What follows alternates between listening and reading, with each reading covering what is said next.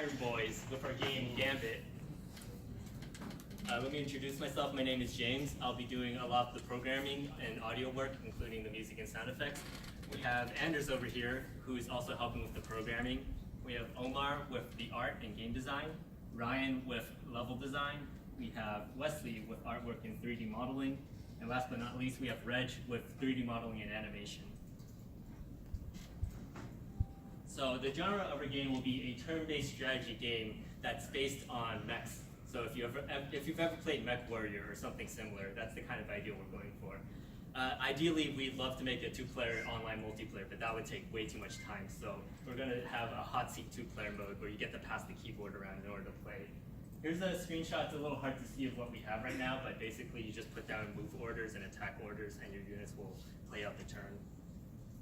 So we're not really focusing too much on the story right now, but the setting that we're going for is an alternate Earth-like society where there's a great war going on. And we had this idea of making the game chess-themed, hence the name Gambit. So for the overall storyline, we are going to have our protagonist be fighting a so-called king, and then his boss units, also known as the knights. Here's a 3D rendering of one of the mechs we have so far, created by Reg. So gameplay-wise, we'll have two teams, a 1 versus 1, and then each team can pick up to 5 different mechs.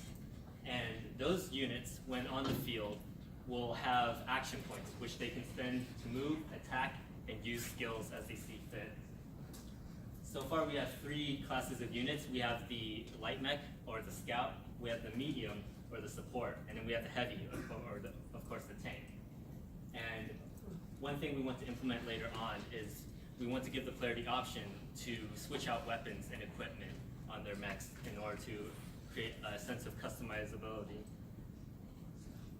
And so for the hooks, we want to make this game very competitive on the multiplayer scale.